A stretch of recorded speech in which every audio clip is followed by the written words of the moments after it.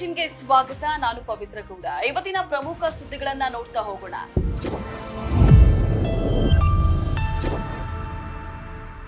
City Ravi ಸಚಿವೆ ಲಕ್ಷ್ಮಿ ಹೆಬ್ಬಾಳ್ಕರ್ಗೆ ಆ ಮಾತು ಹೇಳಿದ್ದು ಸತ್ಯ, ನಾನೇ ಅದನ್ನ ಕೇಳಿಸಿಕೊಂಡಿದ್ದೇನೆ. ಯತೀಂದ್ರ ಸಿದ್ದರಾಮಯ್ಯ ಹೇಳಿಕೆ. ವಾರಕ್ಕೆ 4 ದಿನ ದುಡಿದ್ರೆ ಸಾಕು, ಹೆಚ್ಚು ಸಮಯ ಕೆಲಸ ಅರ್ಥಹೀನ. ಸಂಸದ ಕಾರ್ತಿ ಚಿದಂಬರಂ ಹೇಳಿಕೆ. ಪುಷ್ಪ 2 ಸಿನಿಮಾ ವೀಕ್ಷಣೆ ವೇಳೆ ಮೃತ ಮಹಿಳಾ ಕುಟುಂಬಕ್ಕೆ 20 ಕೋಟಿ ರೂಪಾಯಿ ಕೊಡಬೇಕು, ಅಲ್ಲು ಅರ್ಜುನ್ಗೆ ಸಚಿವರ ಆಗ್ರಹ. ಗುಜರಾತ್ನ ಕಚ್ನಲ್ಲಿ 3.7 ತೀವ್ರತೆಯ ಭೂಕಂಪನ, ಅಪಾಯ ಹೊಂದಿರುವ ಪ್ರದೇಶವಾಗಿದೆ ಗುಜರಾತ್, ಸಂಶೋಧನಾ ಸಂಸ್ಥೆ ಹೇಳಿಕೆ. ಸನ್ನಿ ಲಿಯೋನ್ ಹೆಸರಲ್ಲಿ ಮಾಸಿಕ 1,000 ಪಡಿತಾ ಇದ್ದ ವ್ಯಕ್ತಿ ಅರೆಸ್ಟ್.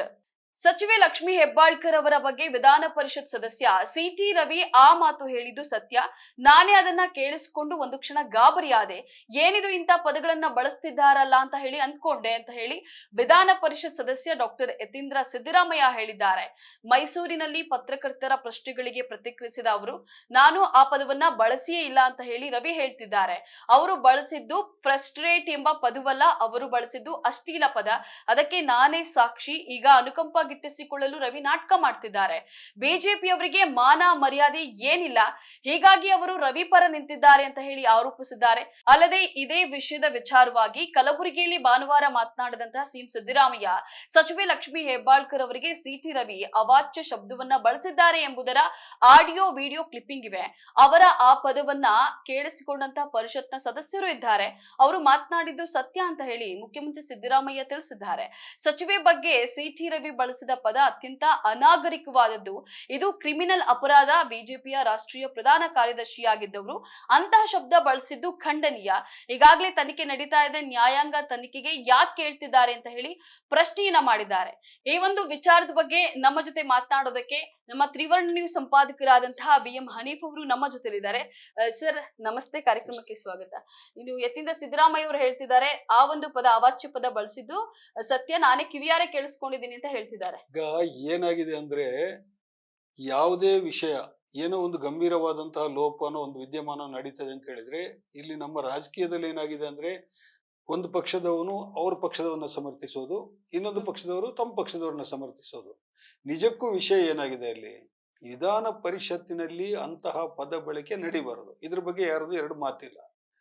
ಹಂಗೆ ನಡೆದಿದೆ ಅಂತ ಹೇಳಿ ಆದಾಗ, ಅದು ನಡೆದಿಲ್ಲ ಅಂತ ಹೇಳಿ ಇನ್ನೊಬ್ರು ಯಾರೋ ವಾದ ಮಾಡಿದಾಗ, ಅಲ್ಲಿ ಇರುವಂತಹ ಸದಸ್ಯರು, ವಿಧಾನ ಪರಿಷತ್ ಸದಸ್ಯರಿಗೆ ಒಂದು ಗೌರವ ಇದೆಯಲ್ವಾ, ಅವರಿಗೊಂದು ಪ್ರೊಟೆಕ್ಷನ್ ಸದನದ ಒಳಗಡೆ ಹೇಗೆ ಇದೆಯೋ ಅವರಿಗೆ ಅವರದ್ದೇ ಆದಂತಹ ಒಂದು ಗೌರವ ಕೂಡ ಇದೆ. ಸಾರ್ವಜನಿಕ ಅವರನ್ನು ನೋಡುವಂತ ದೃಷ್ಟಿ ಕೂಡ ಬೇರೆ ತರ ಇದೆ. ಅವರು ಎಲ್ಲರೂ ಮುಂದೆ ಬಂದು ಸತ್ಯವನ್ನ ಹೇಳಬೇಕು. ಇದು ಬರೇ ಕಾಂಗ್ರೆಸ್ ಪಕ್ಷದವರು ಹೇಳ್ತಾ ಹೋಗ್ತಾ ಇದ್ದಾರೆ. ಈಗ ಇವತ್ತು ಯತೀಂದ್ರ ಸಿದ್ದರಾಮಯ್ಯ ಅವರು ಹೇಳಿದ್ದಾರೆ, ನಿನ್ನೆ ಮುಖ್ಯಮಂತ್ರಿ ಅವರು ಹೇಳಿದ್ದಾರೆ. ಇರ್ಲಿ, ಯತೀಂದ್ರ ಸಿದ್ದರಾಮಯ್ಯ ಅವರು ಎಷ್ಟು ದಿವಸ ಯಾಕೆ ಸುಮ್ಮನೆ ಇದ್ರು? ಅಲ್ಲಿಗೆ ಇಷ್ಟೆಲ್ಲ ಗಲಾಟೆ ಆಗಿ ಏನೆಲ್ಲ ಆಯ್ತಲ್ಲ, ಅವತ್ತೇ ಅವರು ಸ್ಪೀಕರ್ ಹೇಳ್ಬೋದಾಗಿತ್ತಲ್ಲ, ನಾನೇ ಕೇಳಿಸ್ಕೊಂಡಿದ್ದೇನೆ ಖುದ್ದಾಗಿ, ಇಲ್ಲ ಸ್ಪೀಕರ್ ಸರ್ ಅಂತ ಒಂದು ಪತ್ರ ಬರೀಬೋದಾಗಿತ್ತಲ್ಲ ಅವರಿಗೆ, ಅಲ್ವಾ? ಈಗ ನಾಳೆ ಇನ್ನು ಪತ್ರಕರ್ತರು ಇನ್ನೊಬ್ರಿಗೆ ಯಾರಿಗೂ ಕೇಳ್ತಾರೆ, ವಿಧಾನ ಪರಿಷತ್ ಸದಸ್ಯರಿಗೆ, ಸರ್ ನೀವು ಅಲ್ಲಿ ಇದ್ರಲ್ವಾ, ಏನಾಯ್ತು? ಅವರು ಇದನ್ನ ಹೇಳ್ತಾರೆ. ಸರ್ ಹಾಗಾದ್ರೆ ಅಂದ್ರೆ ಬಿಜೆಪಿ ಅವರು ಹೇಳ್ತಿದ್ದಾರೆ ನಾವ್ ಹೇಳಿಲ್ಲ ಅಂತ ಹೇಳಿ, ಕಾಂಗ್ರೆಸ್ ಅವರು ಹೇಳ್ತಿದ್ದಾರೆ ಇಲ್ಲ ನಾವು ಅವ್ರು ಹೇಳಿದ್ರು ನಾವ್ ಕೇಳಿಸ್ಕೊಂಡ್ವಿ ಅಂತ ಹೇಳಿ. ಈಗ ಇದು ಮುಂದಿನ ಕ್ರಮ ಏನು ಸರ್? ಇದು ಗೊತ್ತಾಗುತ್ತೆ. ಈಗ ಉದಾಹರಣೆಗೆ, ಈಗ ಬಿಜೆಪಿ ಅವರು ಈ ಸಂದರ್ಭದಲ್ಲಿ ವಿಧಾನಸೌಧದಲ್ಲಿ ನಾಸಿರ್ ಹುಸೇನ್ ಅವರು ಸಂಸತ್ ಸದಸ್ಯರಾಗಿ ರಾಜ್ಯಸಭಾ ಸದಸ್ಯರಾದ ಆ ಪ್ರಕರಣ ಬಂದಾಗ ಕೂಡ ಇದನ್ನು ಹೇಳಿದ್ರು. ಏನು FSL ತನಿಖೆ ನಡೀತದೆ ಅಂತ ಹೇಳ್ಬಿಟ್ಟು, ಫೋರೆನ್ಸಿಕ್ ಲ್ಯಾಬ್ ಇದು ರಿಪೋರ್ಟ್ ಬರಲಿ ಅನ್ನುವಂಥದ್ದು, ಧ್ವನಿ ಪರೀಕ್ಷೆ, ಅವರು ಪಾಕಿಸ್ತಾನ ಜಿಂದಾಬಾದ್ ಹೇಳಿದಾರಾ ಇಲ್ವಾ ಅನ್ನುವಂಥದ್ದೆಲ್ಲ ಮಾತು ಬಂತಲ್ಲ. ಅದೇ ತರ ಇದರಲ್ಲಿ ಈಗ ಖಾಸಗಿ ಟಿವಿ ಅವರು ಈಗಾಗಲೇ ಅವರ ಹತ್ರ ಒಂದು ವಿಡಿಯೋ ಇದೆ, ಅದರಲ್ಲಿ ಇದು ಸ್ಪಷ್ಟವಾಗಿ ಕೇಳಿಸ್ತಾ ಇದೆ ಅಂತ ಹೇಳಿ ಅದನ್ನು ಕೇಳಿಸಿಕೊಂಡಂತ ಬಹಳ ಮಂದಿ ಹೇಳ್ತಾ ಇದ್ದಾರೆ. ಅದನ್ನ ಸರ್ಕಾರ ಕೂಡ ಅದನ್ನ ವಶಕ್ಕೆ ತೆಗೆದುಕೊಂಡಿದೆ. ಈಗ ಡಾಕ್ಟರ್ ಪರಮೇಶ್ವರ್ ಅವರು ಗೃಹ ಸಚಿವರು ಕೂಡ ಅದನ್ನ ಹೇಳಿದ್ದಾರೆ. ಅದನ್ನ FSL ಗೆ ಫಾರೆನ್ಸಿಕ್ ಸೈನ್ಸ್ ಲ್ಯಾಬಿಗೆ ಕಳಿಸಿದ್ದೀವಿ ನಾವು, ಅಲ್ಲಿ ಅದು ಗೊತ್ತಾಗುತ್ತೆ 2-3 ದಿನದಲ್ಲಿ ಫಲಿತಾಂಶ ಬರುತ್ತೆ ಅಂತ ಹೇಳ್ಬಿಟ್ಟು. ಅಲ್ಲಿ ಈಗ ಅದು ಬಂದ ಮೇಲೆ ನಾವು ಏನಂತ ಹೇಳಿ ಸರ್ಕಾರ ಏನು ಕ್ರಮ ತೆಗೊಳ್ತದೆ ಅನ್ನೋದನ್ನ ನೋಡ್ಬೇಕು. ಆದ್ರೆ ಸರ್ಕಾರದವರು ಕೂಡ ಈ ಪ್ರಕರಣದಲ್ಲಿ ಏನೊಂದು ತಪ್ಪು ಮಾಡಿದ್ದಾರೆ ಅಂತ ಹೇಳಿದ್ರೆ, ಸಿಟಿ ರವಿ ಅವರು ಮಾನ್ಯ ಸದನದ ಘನ ಸದಸ್ಯರು, ಅವರನ್ನ ನೀವು ಪೊಲೀಸ್ ಸ್ಟೇಷನ್ಗೆ ಕರ್ಕೊಂಡು ಹೋದಾಗ ನಡೆದಂತಹ ವರ್ತನೆಗಳೇನಿದೆ, ರಾತ್ರೋರಾತ್ರಿ ಅವರನ್ನ ಕರ್ಕೊಂಡು ಹೋಗಿ ಅಲ್ಲಲ್ಲಿ ಸುತ್ತಾಡಿಸಿ ಪುನಃ ಬೆಳಿಗ್ಗೆ ಅದೇ ಊರಿನಲ್ಲಿ ಬೆಂಗಳೂರಿಗೆ ಕರ್ಕೊಂಡು ಹೋಗ್ತೀವಿ ಅಂತ ಹೇಳಿ ಸುದ್ದಿ ಕೊಟ್ಟು ಆಮೇಲೆ ಅದೇ ಊರಲ್ಲಿ ಮತ್ತೆ ನ್ಯಾಯಾಲಯಕ್ಕೆ ಸಬ್ಮಿಟ್ ಮಾಡಿ, ಇದೆಲ್ಲ ವಿಜುವಲ್ ಜನ ನೋಡಿದ್ದಾರೆ. ಈಗ ಅಲ್ಲಿವರೆಗೆ ಏನಾಯ್ತು ಅಂತ ಹೇಳಿದ್ರೆ ಸರ್ಕಾರ ಏನು ಈ ವಿಷಯದ ಬಗ್ಗೆ ಗಂಭೀರವಾಗಿದೆ, ಏನೋ ಕ್ರಮ ತೆಗೆದುಕೊಳ್ತದೆ ಅನ್ನುವಂತಹ ಒಂದು ವಾದ ಇದ್ದದ್ದು. ಇಂಥ ಘಟನೆಗಳನ್ನ ಸುದ್ದಿ ಮಾಧ್ಯಮಗಳು ಹೆಚ್ಚು ಪ್ರಸಾರ ಮಾಡಿದಾಗ ಸಿ ಟಿ ರವಿ ಅವರಿಗೆ ಸಿಂಪತಿ ಬರ್ಲಿಕ್ಕೆ ಸ್ಟಾರ್ಟ್ ಆಗ್ಬಿಡ್ತು.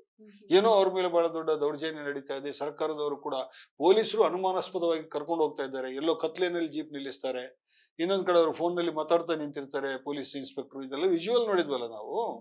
ಇದು ಸರ್ಕಾರ ಕೂಡ ಇದನ್ನ ಸರಿಯಾಗಿ ಹ್ಯಾಂಡಲ್ ಮಾಡಿಲ್ಲ, ಆತರ ಮಾಡ್ಬೇಕಾದ ಅಗತ್ಯ ಇರ್ಲಿಲ್ಲ. ಆಮೇಲೆ ಈಗ ಯಾವಾಗ ಹೈಕೋರ್ಟ್ ಜಾಮೀನು ಕೊಟ್ಟಿದೆ, ಇಡೀ ಪ್ರಕರಣ ಬಹಳ ತೀವ್ರವಾದಂತಹ ಒಂದು ಏನು ಅದಕ್ಕೆ ಸಾಕ್ಷ್ಯಾಧಾರಗಳು ಸಿಕ್ಕಿದಾಗ ಈ ಪ್ರಶ್ನೆಗಳು ಬರ್ತವೆ. ಆರಂಭದ ಹಂತದಲ್ಲಿ ನೀವು ಅವರನ್ನು ಬಂಧನ ಮಾಡ್ಕೊಂಡ್ಬಿಟ್ಟು ಇದೆಲ್ಲ ತೀರಾ ಅತಿರೇಕದ ರೀತಿಯಲ್ಲಿ ಸರ್ಕಾರ ಕೂಡ ನಡೆದುಕೊಂಡಿದೆ ಅಂತ ಹೇಳಿದ್ರಲ್ಲಿ ಅನಿಸ್ತಾ ಇದೆ.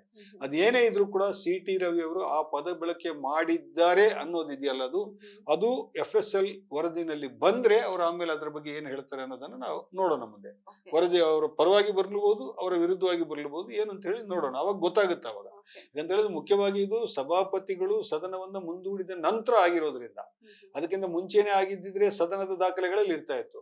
ಅಲ್ಲಿ ಸಭಾಧ್ಯಕ್ಷರು ಕೂಡ ಏನು ಮಾಡದಂತಹ ಒಂದು ಸ್ಥಿತಿನಲ್ಲಿ ಅಂದ್ರೆ ತಾಂತ್ರಿಕ ಅದು ಯಾವ್ದು ಅಂಶ ಅದು. ಸೊ ಈಗ FSL ವರದಿ ವರದಿ ಬಂದ್ರೆ ಅಂದ್ರೆ ಮುಂದಿನ ಕ್ರಮ ಖಂಡಿತವಾಗಿಯೂ ಅದು ಮಹಿಳೆಯ ಮಾನಹಾನಿ, ಘನತೆಗೆ ಧಕ್ಕೆ ಉಂಟು ಮಾಡಿದಂತಹ ಒಂದು ಹೇಳಿಕೆ. ಮತ್ತು ಇಲ್ಲಿ ಈ ಸಂದರ್ಭದಲ್ಲಿ ಅದು ಸದನದ ಒಳಗಡೆ ಆನ್ ರೆಕಾರ್ಡ್ ಅಲ್ಲ ಅಂದ್ರೂ ಕೂಡ ಅವರೆಲ್ಲರೂ ಸದನದ ಒಳಗಡೆ ಇದ್ರು. ಕೇಸ್ ನಿಮ್ಗೆ ಸ್ಟೇಷನ್ ನಲ್ಲಿ ಆಗಿದೆ, ಆದ್ರೆ ಸದನದ ಒಳಗಡೆ ಇದು ನಡೆದಿರೋದ್ರಿಂದ ಎಲ್ಲರೂ ಇದನ್ನ ಬಹಳ ಗಂಭೀರವಾಗಿ ತಗೊಳ್ಬೇಕಾಗತ್ತೆ. ಸಭಾಪತಿಗಳು, ಆಮೇಲೆ ಈಗ ವಿಧಾನಸೌಧದಲ್ಲೂ ಅದಿನ್ ಪ್ರಶ್ನೆ ಬರುತ್ತದೆ. ಈಗ ಅದಕ್ಕೆ ಸಂಬಂಧಿಸಿ ಈಗಾಗಲೇ ನೋಟಿಸ್ ಎಲ್ಲ ನೀಡಲಾಗಿದೆ. ನೋಡೋಣ ಏನಾಗುತ್ತೆ ಅಂತ ಹೇಳಿ ನೋಡೋಣ. ಈಗ ಅಂತೂ ಎಲ್ಲರೂ ರಾಜಕೀಯವಾಗಿ ಅದನ್ನು ಬಳಸ್ಕೊಳ್ತಾ ಇದ್ದಾರೆ. ಸಿ ಟಿ ರವಿ ಅವರು ಕೂಡ, ಅವರ ಪಕ್ಷದವರು ಕೂಡ ಇದನ್ನ ರಾಜಕೀಯವಾಗಿ ಬಳಸ್ಕೊಳ್ತಾ ಇದ್ದಾರೆ. ಸ್ವತಃ ಸಿ ಟಿ ರವಿ ಅವರು ಹೇಳಿದ್ದಾರೆ ದಾಖಲೆ ತೋರಿಸಿ ಅಂತ ಹೇಳ್ಬಿಟ್ಟು. ಸದನದ ಒಳಗಡೆ ದಾಖಲೆ ಇಲ್ಲ ಅಂದ್ರೂ ಕೂಡ ಹೊರಗಡೆ ಸುದ್ದಿ ಮಾಧ್ಯಮಗಳ, ಎಲೆಕ್ಟ್ರಾನಿಕ್ ಮಾಧ್ಯಮಗಳ ಜೊತೆ ಆ ದಾಖಲೆ ರೆಕಾರ್ಡ್ ಆಗಿದೆ ಅಂತ ಹೇಳಿ ಆದ್ರೆ ಖಂಡಿತವಾಗಿಯೂ ಸಿ ಟಿ ರವಿ ತೊಂದರೆಗೆ ಸಿಲುಕೊಳ್ತಾರೆ. ಇನ್ನು ನೆಕ್ಸ್ಟ್ ಸುದ್ದಿಯನ್ನ ನೋಡೋದಾದ್ರೆ, ಉದ್ಯಮಗಳಲ್ಲಿ ಹೆಚ್ಚು ಸಮಯ ಕೆಲಸ ಮಾಡುವುದು ಅರ್ಥಹೀನವಾಗ್ತದೆ. ಅದರ ಬದಲಾಗಿ ಕಡಿಮೆ ಸಮಯದಲ್ಲಿ ಹೆಚ್ಚು ದಕ್ಷತೆಯಿಂದ ಕೆಲಸ ಮಾಡುವ ನಿಟ್ಟಿನಲ್ಲಿ ಗಮನ ಹರಿಸಬೇಕು ಅಂತ ಹೇಳಿ ಕಾಂಗ್ರೆಸ್ ಸಂಸದ ಕಾರ್ತಿ ಚಿದಂಬರಂ ಹೇಳಿದ್ದಾರೆ. ಪ್ರತಿಯೊಬ್ಬರ ದೈನಂದಿನ ಜೀವನವು ಒಂದು ಹೋರಾಟವಾಗಿದ್ದು, ಅಸಮರ್ಥ ಮತ್ತು ಕೆಳದರ್ಜೆಯ ಸೌಕರ್ಯಗಳೊಂದಿಗೆ ಹೋರಾಟ ನಡೆಸಬೇಕಾಗಿದೆ. ಉತ್ತಮ ಸಾಮಾಜಿಕ ವ್ಯವಸ್ಥೆ ಮತ್ತು ಸಾಮರಸ್ಯಕ್ಕಾಗಿ ಕೆಲಸ ಮಾಡುವ ಸಂದರ್ಭದಲ್ಲಿ ಸಮತೋಲನ ಕಾಪಾಡಿಕೊಳ್ಳುವುದು ಅತ್ಯಂತ ಮುಖ್ಯವಾಗಿದೆ. ಹಾಗಾಗಿ ನಾವು ಸೋಮವಾರ ಮಧ್ಯಾಹ್ನ 12ರಿಂದ ಶುಕ್ರವಾರ ಮಧ್ಯಾಹ್ನ 2ರವರೆಗೆ ಕೆಲಸ ಮಾಡೋದು ಸೂಕ್ತ ಅಂತ ಹೇಳಿ ತಮ್ಮ ಎಕ್ಸ್ ನಲ್ಲಿ ಪೋಸ್ಟ್ ಮಾಡಿದ್ದಾರೆ. ಅಲ್ಲದೆ ಉದ್ಯಮಗಳಲ್ಲಿ ವಾರಕ್ಕೆ 70 ಗಂಟೆಯ ಕೆಲಸ ಮಾಡೋದು ಅಗತ್ಯ ಎಂಬ ವಿಷಯ ಕುರಿತಂತೆ ಇನ್ಫೋಸಿಸ್ನ ಸಹ ಸಂಸ್ಥಾಪಕ NR ನಾರಾಯಣ ಮೂರ್ತಿ ಅವರ ಅಭಿಪ್ರಾಯ ಕುರಿತ ಈಚೆಗೆ ವ್ಯಾಪಕ ಚರ್ಚೆ ಸಹ ನಡೆದಿತ್ತು. ಇದೀಗ ಕಾರ್ತಿ ಚಿದಂಬರಂ ಅವರು ನಾರಾಯಣ ಮೂರ್ತಿ ಅವರ ಕೆಲಸದ ಕಲ್ಪನೆಗೆ ಪ್ರತಿಯಾಗಿ ಹೊಸ ಪರಿಕಲ್ಪನೆ ಸೂಚಿಸಿದ್ದು, ಕೆಲಸದ ಅವಧಿ ಬಗ್ಗೆ ಮತ್ತೊಮ್ಮೆ ಚರ್ಚೆ ಹುಟ್ಟು ಹಾಕಿದ್ದಾರೆ. ಎಸ್ ಸರ್, ಇನ್ನು ನಾರಾಯಣ ಮೂರ್ತಿ ನೋಡಿದ್ರೆ 70 ಗಂಟೆ ಕೆಲಸ ಮಾಡ್ಬೇಕು ಅಂತಿದ್ರೆ, ಇವ್ರು ನೋಡಿದ್ರೆ 4 ದಿನ ವಾರಕ್ಕೆ 70 ಗಂಟೆ ಕೆಲಸ ಮಾಡಬೇಕು ಅಂತ ಹೇಳಿ ಏನು ನಾರಾಯಣ ಮೂರ್ತಿ ಅವರು ಹೇಳಿದ್ದಾರೆ. ಅವಾಗ ಇದು ದೊಡ್ಡ ಚರ್ಚೆ ಶುರುವಾಯಿತು. IT ಕಂಪನಿಗಳಲ್ಲಿ ಕಾರ್ಮಿಕರ ಶೋಷಣೆ ನಡೀತಾ ಇದೆ, ಕೆಲಸಗಾರರ ಶೋಷಣೆ ನಡೀತಾ ಇದೆ ಅಂತ ಹೇಳ್ಬಿಟ್ಟು ಇದಕ್ಕೂ ಹಿಂದೆ ಕೂಡ ಬಹಳಷ್ಟು ಮಾತುಕತೆಗಳೆಲ್ಲ ಕೇಳಿ ಬರ್ತಾ ಇತ್ತು. ವೈಯಕ್ತಿಕವಾಗಿ ನಾನು ಪ್ರತಿದಿನ ನನ್ನ ಆಫೀಸ್ ನಲ್ಲಿ ನಾನು ಇಷ್ಟು ಗಂಟೆ ಕೆಲಸ ಮಾಡ್ತಿದ್ದೆ ಅನ್ನೋದನ್ನ ನಾರಾಯಣ ಮೂರ್ತಿ ಅವರು ಹೇಳ್ತಾರೆ. ಅದು ಅವ್ರಿಗೆ ಬಿಟ್ಟ ವೈಯಕ್ತಿಕ ವಿಚಾರ. ಆದ್ರೆ ಸರ್ಕಾರದ ಒಂದು ನೀತಿ ನಿರೂಪಣೆಯ ಅಂಡರ್ ನಲ್ಲಿ ಬರುತ್ತೆ ಅಂತ ಹೇಳಿ ಆದ್ರೆ ಪ್ರತಿಯೊಬ್ಬರಿಗೂ ಅವರ ಮೂಲಭೂತ ಸೌಲಭ್ಯಗಳನ್ನ ಒದಗಿಸಿಕೊಟ್ಟು ಕೆಲಸದ ವಾತಾವರಣ ಸರಿಯಾಗಿರೋ ತರ ನೋಡ್ಕೊಂಡ್ಬಿಟ್ಟು ಅವರ ಮಾನವ ಶಕ್ತಿ ಒಂದು ದಿನದಲ್ಲಿ ಎಷ್ಟು ಆಗುತ್ತೆ ಅದಕ್ಕೊಂದು ಲೆಕ್ಕಾಚಾರ ಇದೆ. ಅದಕ್ಕೆ ಇದು ಒಮ್ಮಿಂದೊಮ್ಮೆಲೆ ಹುಟ್ಟಿದಂತ ಇದಲ್ಲ ಇದು. ಇದಕ್ಕೆ ಕಾರ್ಮಿಕ ಕಾನೂನುಗಳ ಬಲ ಇದೆ. ಕಾರ್ಮಿಕ ಕಾನೂನುಗಳ ಬಗ್ಗೆ ವ್ಯಾಪಕ ಚರ್ಚೆ ನಡೆದಿದೆ ಈ ದೇಶದಲ್ಲಿ. ಅಲ್ಲಿ ಈ ಕೆಲಸದ ಅವಧಿ ಬಂದಿರೋದು. ಈಗ ನಗರಗಳು ಜಾಸ್ತಿ ಆದ ನಂತರ ಏನಾಗಿದೆ ಅಂತ ಹೇಳಿದ್ರೆ, ಈಗ ವಾರದಲ್ಲಿ 6 ದಿನ ಕೆಲಸ ಮಾಡಿ 1 ದಿನ ರಜೆ ತಗೊಳ್ಳೋದಕ್ಕಿಂತ ವಾರದಲ್ಲಿ 5 ದಿನ ಕೆಲಸ ಮಾಡಿ 2 ದಿನ ರಜೆ ತಗೊಳ್ಳಿ ಅನ್ನುವಂತ ಮಾತು ಬಂತು. ಅದರಿಂದ ಒಂದು ಸಂಚಾರ ವೆಚ್ಚ ಕಡಿಮೆ ಆಗುತ್ತೆ, ಟ್ರಾನ್ಸ್ಪೋರ್ಟ್ ವೆಚ್ಚ ಕಡಿಮೆ ಆಗುತ್ತೆ, ಆಮೇಲೆ ಆಫೀಸ್ ನಲ್ಲಿ ಕರೆಂಟ್ ಬಿಲ್ ಅದು ಇದೆಲ್ಲ ಕಡಿಮೆ ಬರುತ್ತೆ. ಅಂದ್ರೆ ಉಳಿತಾಯ ಮಾಡುವ ದೃಷ್ಟಿಯಿಂದ ನೀವು ಪ್ರತಿದಿನ ಒಂದು ಕೆಲಸ ಮಾಡುವ ಅವಧಿಯನ್ನು 1 ಗಂಟೆ ಜಾಸ್ತಿ ಮಾಡಿ ಅಥವಾ 2 ಗಂಟೆ ಜಾಸ್ತಿ ಮಾಡಿ ಅನ್ನುವಂಥದ್ದು ಕಲ್ಪನೆ. ಅದು ಆ ಕಲ್ಪನೆಗೆ ವಾರದಲ್ಲಿ 5 ದಿನದ ಕೆಲಸಕ್ಕೆ ಹೇಗೋ ಜನ ಹೊಂದ್ಕೊಂಡಿದ್ದಾರೆ. ಈಗ ಇನ್ನೀಗ ಕಾರ್ತಿ ಚಿದಂಬರಂ ಏನ್ ಹೇಳ್ತಾ ಇದ್ದಾರೆ ಅಂತ ಹೇಳಿದ್ರೆ ವಾರಕ್ಕೆ 4 ದಿನ ಕೆಲಸ ಮಾಡಿ ಸಮಯದ ಮಿತಿ ಅಷ್ಟೇ ಇರುತ್ತೆ. ಅಂದ್ರೆ ನೀವು ಈಗ ಒಂದ್ ದಿನಕ್ಕೆ ನೀವು 8 ಗಂಟೆ ಕೆಲಸ ಮಾಡ್ತಾ ಇದ್ದ ಒಂದು ಕಚೇರಿನಲ್ಲಿ ಇನ್ನು 2 ಗಂಟೆ ಅಂದ್ರೆ 10 ಗಂಟೆ ಆಯ್ತು, ಮತ್ತೆ 2 ಗಂಟೆ ಕೆಲಸ ಮಾಡಿ ನೀವು ಶುಕ್ರವಾರ ಮಧ್ಯಾಹ್ನ ಮೇಲೆ ಹೊರಟೋಗ್ಬಿಡಿ ಅಂತೇಳಿ ಹೇಳೋದಿದೆಯಲ್ಲ, ಇದು ಸ್ವಲ್ಪ ಇನ್ಹ್ಯೂಮನ್ ಇದು. ಇಲ್ಲಿ ಇನ್ನೂ ನಾವು ಗಮನಿಸಬೇಕಾದ ಕೆಲವು ಸಂಗತಿಗಳಿದೆ. ನಾನು ಸುಮ್ಮನೆ ಅದ್ರ ಬಗ್ಗೆ ನಾನು ಈ ಸುದ್ದಿ ಓದಿದಾಗ ನಾನು ಸ್ವಲ್ಪ ರಿಸರ್ಚ್ ಮಾಡ್ತಾ ಇದ್ದೆ. ನೋಡಿ, ಆ ಇದು ನಾವು ಕೆಲಸ ಹೇಗ್ ಮಾಡ್ಬೇಕು, ಎಷ್ಟು ಟೈಮ್ ಮಾಡ್ಬೇಕು ಅಂತ ನಾವು ಮಾತಾಡ್ತಿದೀವಲ್ಲ, ಕೆಲಸಗಳು ಎಷ್ಟು ಖಾಲಿ ಬಿದ್ದಿವೆ ಅನ್ನೋದು ಸರ್ಕಾರದಲ್ಲಿ. ಕೇಂದ್ರ ಸರ್ಕಾರದಲ್ಲಿ ಒಟ್ಟು 40 ಲಕ್ಷ ಹುದ್ದೆಗಳಿವೆ ಕೆಲಸ. ಇದು ಮಿಲಿಟರಿ ಎಲ್ಲ ಅಲ್ಲ, ಸಿವಿಲ್ ಹುದ್ದೆಗಳನ್ನ ನಾನು ಹೇಳ್ತಾ ಇದ್ದೀನಿ, ಸರ್ಕಾರದ ಕೆಲಸಗಳು. ಆ 40 ಲಕ್ಷ ಕೆಲಸ ಹುದ್ದೆಗಳಲ್ಲಿ 9.7 ಲಕ್ಷ ಹುದ್ದೆಗಳು ಖಾಲಿ ಬಿದ್ದಿವೆ. ಸರ್ಕಾರ ತುಂಬಿಸ್ತಾ ಇಲ್ಲ. ಯಾಕೆ ತುಂಬಿಸ್ತಾ ಇಲ್ಲ? ನೀವು ಜನರನ್ನ ಇನ್ನಷ್ಟು ಪ್ರೊಡಕ್ಟಿವಿಟಿ ಜಾಸ್ತಿ ಮಾಡೋದಕ್ಕೆ ಕೆಲಸದ ಒತ್ತಡ ಇರೋದು, ಅದರ ಬದಲಿಗೆ ನೀವು ಇರುವಂತಹ ಕೆಲಸಗಳನ್ನ ದುಡಿಯುವ ಕೈಗಳಿಗೆ ಕೊಡಿ. ನೀವು ಈಗ ಕರ್ನಾಟಕ ಸರ್ಕಾರಕ್ಕೆ ಬಂದ್ರೆ, ಈಗ ನಿನ್ನೆ ಒಂದು ರಿಪೋರ್ಟ್ ಹೇಳ್ತಾ ಇದೆ, ಕರ್ನಾಟಕ ಸರ್ಕಾರದಲ್ಲಿ 2.76 ಲಕ್ಷ ಹುದ್ದೆಗಳು ಖಾಲಿ ಬಿದ್ದಿವೆ. 43 ಇಲಾಖೆಗಳಲ್ಲಿ 2.76 ಲಕ್ಷ ಹುದ್ದೆಗಳು ಖಾಲಿ ಬಿದ್ದಿವೆ. ನೇಮಕ ಮಾಡಿಲ್ಲ, ಕೆಲಸ ನಡೀತಿಲ್ಲ. ಆ ಕೆಲಸವನ್ನ ಯಾರು ಮಾಡ್ತಾರೆ? ಅಲ್ಲಿ ಉಳಿದಿರುವಂತಹ ಜನರಿಗೆ ನೀನು ಅದು ಸ್ವಲ್ಪ ಮಾಡು, ನೀನು ಇದು ಸ್ವಲ್ಪ ಮಾಡು ಅಂದ್ರೆ ಸರಿಯಾಗಿ ಸರ್ಕಾರ ನಡೀಲಿಕ್ಕೆ ಆಗ್ತಾ ಇಲ್ಲ.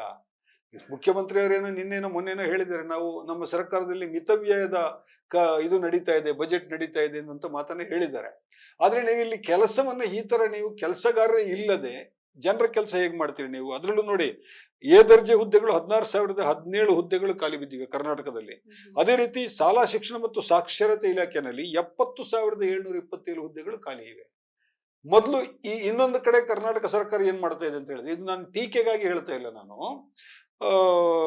ನಿರುದ್ಯೋಗಿಗಳಿಗೆ ಭತ್ಯೆ ಕೊಡ್ತಾ ಇದೆ ಅಲ್ವಾ, ಅವರಿಗೆ ಬೇರೆ ಬೇರೆ ತರದ ಒಂದು ಯುವ ನಿಧಿ ಯೋಜನೆ ಎಲ್ಲ ಮಾಡಿದೆ. ಅದರಲ್ಲಿ ನೀವು 1.45 ಲಕ್ಷ ನಿರುದ್ಯೋಗಿಗಳಿಗೆ ಕರ್ನಾಟಕದಲ್ಲಿ ಇವತ್ತು 172.78 ಕೋಟಿ ರೂಪಾಯಿ ಖರ್ಚು ಮಾಡಿದೆ ಸರ್ಕಾರ. ಇದು ಸರ್ಕಾರನೇ ಹೇಳಿರುವಂತಹ ಅಂಕಿಅಂಶ, ನೀಡಿರುವಂತಹ ಅಂಶ.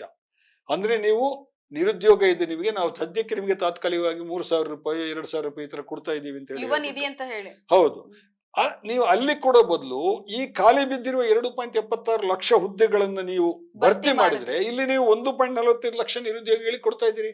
ಅವರಲ್ಲಿ ಹೋಗಿ ಸೇರ್ಕೋಬಹುದಲ್ಲ ಕೆಲಸಕ್ಕೆ, ಅಥವಾ ಹೊಸಬರು ಅಂತ ಹೇಳಿ ಆದ್ರೂ ಕೂಡ ಇಲ್ಲಿ ಸೇರಿದ್ರೆ ಮತ್ತೆ ಇನ್ನಷ್ಟು ಹುದ್ದೆಗಳು ಖಾಲಿ ಆಗ್ತಾ ಹೋಗ್ತಾವಲ್ಲ.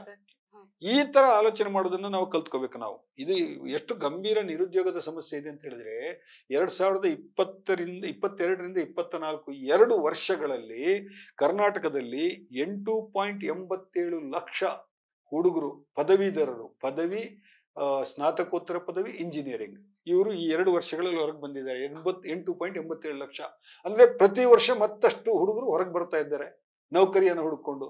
ಸೊ ಸಮಗ್ರವಾದಂತಹ ಒಂದು ನೀತಿ ನಮ್ಮ ಸರ್ಕಾರಗಳು ಇದನ್ನ ನನಗೆ ಅನುಸರಿಸ್ತಾ ಇದ್ದಾರೆ ಅಂತ ಹೇಳಿ ಅನಿಸ್ತಾ ಇಲ್ಲ. ಈ ಕಡೆಗೆ ಸ್ವಲ್ಪ ಸರ್ಕಾರ ಹೆಚ್ಚು ಗಮನ ಕೊಡಬೇಕಾಗತ್ತೆ. ಆವಾಗ ನೀವು ಕೆಲಸದ ಅವಧಿ ಇದೆಯಲ್ಲ, ಕೆಲಸದ ಅವಧಿಗಿಂತ ಹೆಚ್ಚಾಗಿ ಪ್ರೊಡಕ್ಟಿವಿಟಿಗೆ ಇಲ್ಲಿ ಖಾಲಿ ಬಿದ್ದ ಹುದ್ದೆಗಳನ್ನು ತುಂಬಿಸೋದು, ನಿಮಗೆ ನಿರುದ್ಯೋಗ ಸಮಸ್ಯೆನೂ ಕಡಿಮೆ ಆಗುತ್ತೆ ಅಲ್ವಾ, ಪ್ರೊಡಕ್ಟಿವಿಟಿನೂ ಜಾಸ್ತಿ ಆಗುತ್ತೆ. ಇದನ್ನು ಕೂಡ ಸರ್ಕಾರ ಆಲೋಚನೆ ಮಾಡಬೇಕು. ಆಮೇಲೆ ಎಷ್ಟಾದ್ರೂ ನೀವು 5 ದಿನ ಆದ್ರೂ ಕೆಲಸ ಮಾಡಿ, 4 ದಿನ ಆದ್ರೂ ಕೆಲಸ ಮಾಡಿ, ವಾರದಲ್ಲಿ 3 ದಿನ ಆದ್ರೂ ಮಾಡಿ, ಒಂದ್ ದಿನಕ್ಕೆ ಎಷ್ಟು ಕೆಲಸ ಮಾಡೋದು ಮನುಷ್ಯ? ಈಗ 24 ತಾಸನ್ನ 8 3 24 8 8 8 ಈ ತರ ಮಾಡಿದರೆ 8 ಗಂಟೆ ನಿದ್ರೆ ಮಾಡೋದಕ್ಕೆ, 8 ಗಂಟೆ ಆ ಮನುಷ್ಯನ ದೈನಂದಿನ ಕೆಲಸಗಳನ್ನೆಲ್ಲ ಮಾಡ್ಕೊಳ್ಳೋದಕ್ಕೆ, ಅಂದ್ರೆ ಬೇರೆ ಬೇರೆ ಕೆಲಸಗಳಿಗೆ, ಅವನೇನ್ ಬರೇ ಉದ್ಯೋಗ ಮಾಡೋದಲ್ವಲ್ಲ, ಇನ್ನೊಂದು 8 ಗಂಟೆ ಆಫೀಸಿನ ಕೆಲಸ ಮಾಡೋದಕ್ಕೆ ಅಂತ ಹೇಳಿ ಇರೋದೀಗ. ನೀವು ಓಟಿ ಕೊಡಿ, ಓಕೆ ಫೈನ್, ಯಾರಿಗೆ ಸಾಧ್ಯ ಇದೆ ಅವರು ಓಟಿ ಮಾಡ್ತಾರೆ ಅಲ್ವಾ, ಸಂಸ್ಥೆಗೂ ಲಾಭ ಆಗುತ್ತೆ ಅದರಿಂದ, ಆ ಕಾರ್ಮಿಕರಿಗೂ ಲಾಭ ಆಗುತ್ತೆ ಅದನ್ನ. ಆದ್ರೆ ಅವರ ಒಂದು ಮಾನವ ಸಂಪನ್ಮೂಲದ ಸಾಮರ್ಥ್ಯವನ್ನ ಮೀರಿ ಕೆಲಸ ಕೊಡೋದಿದೆ. ಅದ್ರದ್ದು IT ಅಂತ ಉದ್ಯೋಗಗಳಲ್ಲಿ ಬಹಳ ಕಷ್ಟ ಇದೆ. ಅಲ್ಲಿ ಅದು ಮನಸ್ಸಿನ ಮೇಲೆ ಒತ್ತಡ ಬೀಳುವಂತ ಕೆಲಸ ಅದು. ಇದನ್ನು ಕೂಡ ನಾವು ಗಮನ ಹರಿಸಬೇಕು. ಸರ್, ಇನ್ನು ಮುಂದಿನ ಸುದ್ದಿನ ನೋಡೋದಾದ್ರೆ, ಪುಷ್ಪ 2 ಪ್ರೀಮಿಯರ್ಗೆ ಅಲ್ಲು ಅರ್ಜುನ್ ಬಂದ ಸಮಯದಲ್ಲಿ ಸಂಧ್ಯಾ ಥಿಯೇಟರ್ ನಲ್ಲಿ ಕಾಲ್ತುಳಿತ ಉಂಟಾಗಿತ್ತು. ಇದರಿಂದ ಮಹಿಳೆ ಮೃತಪಟ್ಟಿದ್ರು. ಈ ಪ್ರಕರಣಕ್ಕೆ ಸಂಬಂಧಿಸಿ ಅಲ್ಲು ಅರ್ಜುನ್ ಬಂಧನಕ್ಕೆ ಒಳಗಾಗಿದ್ರು. ಅಲ್ಲು ಅರ್ಜುನ್ ಅವರು ಮೃತರ ಕುಟುಂಬಕ್ಕೆ 1 ಕೋಟಿ ರೂಪಾಯಿ ಪರಿಹಾರವನ್ನ ಕೊಡಬೇಕು ಅಂತ ಹೇಳಿ ಕೆಲವರು ಆಗ್ರಹಿಸಿದ್ರು. ಹೀಗಿರುವಾಗಲೇ ತೆಲಂಗಾಣ ಸಿನಿಮಾಟೋಗ್ರಫಿ ಸಚಿವ ಕೋಮಟಿ ವೆಂಕಟರೆಡ್ಡಿ ಹೊಸ ಬೇಡಿಕೆಯೊಂದನ್ನ ಇಟ್ಟಿದ್ದಾರೆ. ಮೃತರ ಕುಟುಂಬಕ್ಕೆ ಅಲ್ಲು ಅರ್ಜುನ್ 20 ಕೋಟಿ ರೂಪಾಯಿ ನೀಡಬೇಕು ಅಂತ ಹೇಳಿ ಆಗ್ರಹಿಸಿದ್ದಾರೆ. ಸನ್ನಿ ಲಿಯೋನ್ ಹೆಸರಿನಲ್ಲಿ ನಕಲಿ ಖಾತೆಯೊಂದನ್ನ ತೆರೆಯುವ ಮೂಲಕ ವ್ಯಕ್ತಿಯೊಬ್ಬ ಛತ್ತೀಸ್ಗಢ ಸರ್ಕಾರ ವಿವಾಹಿತ ಮಹಿಳೆಯರಿಗಾಗಿ ತಂದಿರುವ ಮಹತಾರಿ ವಂದನಾ ಯೋಜನೆಯ ಲಾಭವನ್ನ ಪಡೆದುಕೊಂಡಿರುವುದು ಇದೀಗ ಬೆಳಕಿಗೆ ಬಂದಿದೆ. ಈ ಯೋಜನೆಯಡಿಯಲ್ಲಿ ವಿವಾಹಿತ ಮಹಿಳೆಯರ ಖಾತೆಗೆ ಪ್ರತಿ ತಿಂಗಳು ಸರ್ಕಾರ 1,000 ಮೊತ್ತವನ್ನ ಜಮಾ ಮಾಡ್ತಾ ಇತ್ತು. ಯೋಜನೆಯನ್ನ ದುರ್ಬಳಕೆ ಮಾಡಿಕೊಳ್ತಾ ಇದ್ದ ವ್ಯಕ್ತಿಯನ್ನ ವೀರೇಂದ್ರ ಜೋಶಿ ಅಂತ ಹೇಳಿ ಗುರುತಿಸಲಾಗಿದ್ದು, ಆತನ ವಿರುದ್ಧ ಪೊಲೀಸರು ಪ್ರಕರಣ ದಾಖಲಿಸಿದ್ದಾರೆ. ಯೋಜನೆಯ ಅರ್ಹ ಫಲಾನುಭವಿಗಳ ಪರಿಶೀಲನೆಯ ಜವಾಬ್ದಾರಿ ಹೊಂದಿರುವ ಅಧಿಕಾರಿಗಳ ವಿರುದ್ಧವೂ ಕ್ರಮ ಜರುಗಿಸಲು ಪೊಲೀಸರು ಮುಂದಾಗಿದ್ದಾರೆ. ನೋಡೋದಲ್ಲ ವೀಕ್ಷಕರೇ, ಇವೆಷ್ಟು ಇವತ್ತಿನ ಸುದ್ದಿಗಳು. ನಾಳೆ ಸಂಚಿಕೆಯಲ್ಲಿ ಮತ್ತೆ ಸಿಗೋಣ. ಅಲ್ಲಿವರೆಗೂ ನಮಸ್ಕಾರ.